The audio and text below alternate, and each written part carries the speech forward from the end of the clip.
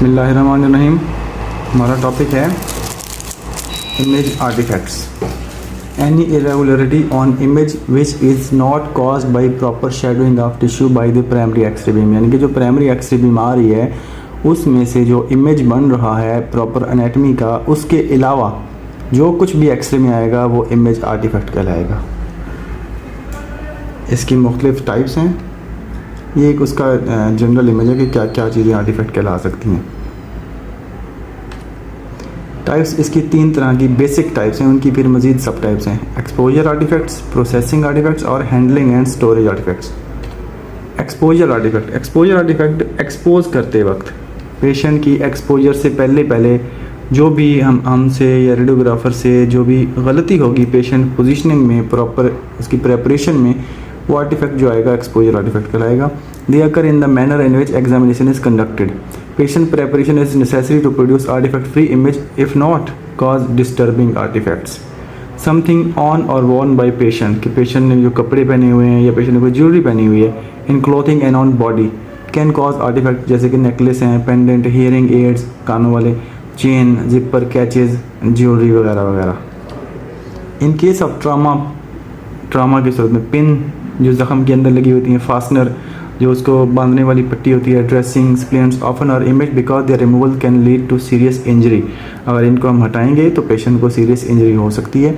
Internal artifact like prosthesis and dental fillings वगैरह ये भी आर्टिफैक्ट ही कहलाते हैं। They are very important to know before MRI कराने से पहले इनको जानना बहुत ज़्यादा ज़रूरी है, क्योंकि अगर किसी को पेस मेकर लगा होगा उसको एमआरआई में लेके जाएंगे तो वो बंद हो जाएगा।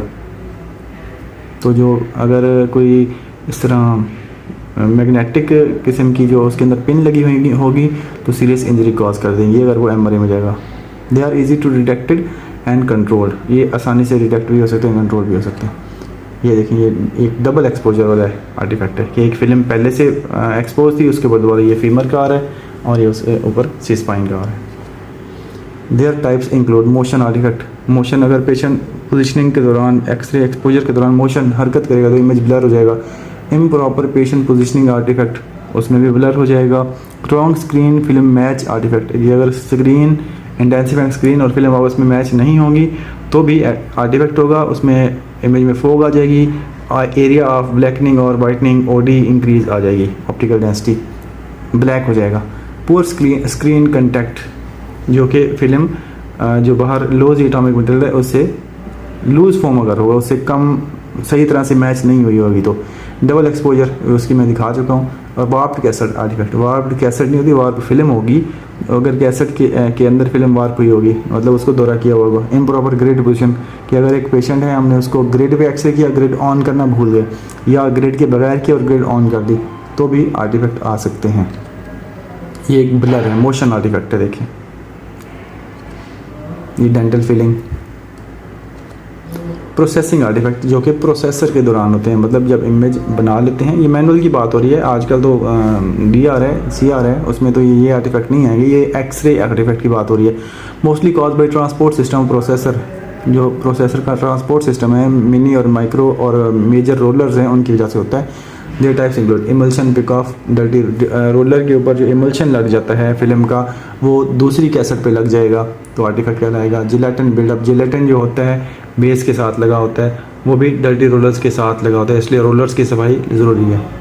Curtain effect, improper squeezing of processor so the dye run up और डाउन ऑन फिल्म, कि जो डाई है आखिर में जब वॉश करते हैं तो पानी नीचे की तरफ बहना चाहिए, जबकि इसमें डाई नीचे बह रही होती है। डाई का मतलब हाइपो होता है, या डेवलपिंग एजेंट जो होते हैं वो रन डाउन या रन अप या रन साइड ज़्यादा लग जाते हैं।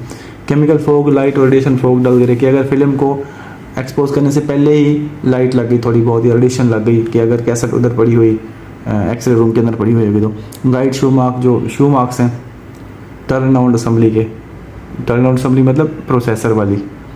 पाई लाइन होती हैं 3 पाई की कीमत 3.14 होती है ना, तो 3.14 सेंटीमीटर के फासले पे होती हैं तो उनको पाई लाइन्स कहते हैं। इसलिए परपेंडिकुलर टू फिल्म पाथ, क्योंकि एक तरतीबवार फिल्म चलती है तो फिल्म के परपेंडिकुलर एक दूसरे के ऊपर आएगा, 90 के एंगल बनाएंगी।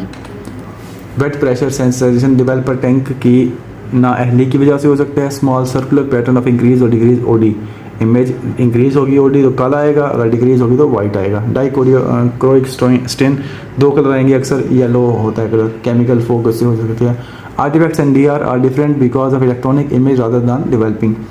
डी आर के आर्टिफैक्ट अलग होते हैं, वो उसमें ये प्रोसेसिंग आर्टिफैक्ट नहीं आते क्योंकि उसकी प्रोसेसिंग होती नहीं है, पोस्ट प्रोसेस और इलेक्ट्रॉनिक इमेज प्रोड्यूस होता है लेज़र से। ये कुछ types. Handling and storage artifact, तीसरी किस्म है इम्प्रॉपर स्टोरेज कंडीशन कि ह्यूमिडिटी बहुत ज़्यादा है, टेम्परेचर बहुत ज़्यादा है, temperature humidity too high, normal 25 से 30 तक होता है वैसे। लाइट और radiation fog if bin is not shielded from radiation light streak like artifact, कि अगर जिस बिन के अंदर हमने फिल्में स्टोर की हुई हैं वहाँ पे थोड़ी बहुत लाइट जा रही है या वहाँ पे थोड़ी बहुत रेडिएशन जा रही है तो भी इमेज फोग प्रोड्यूस हो जाएगी। फोग मतलब डल डली में जाएगा। Safe light other than red, कि सेफ लाइट रेड के अलावा कोई होगी या करीब काफ़ी ज़्यादा करीब होगी, उस डेवलपिंग टैंक के ऊपर होगी बिल्कुल करीब, या फिर ज़्यादा ब्राइट होगी तो भी। Pressure a film stacked too high, के अंदर फिल्में इतने एक ही बिन के अंदर अगर एक डब्बा फिल्म डालने की जगह तो हम उसके अंदर दो डब्बे डाल देंगे तो वो फिल्में आपस में चिपक भी सकती हैं। जब फिर उनको उतारेंगे, खींचेंगे, अलग करेंगे तो फिर आर्टिफैक्ट आएगा।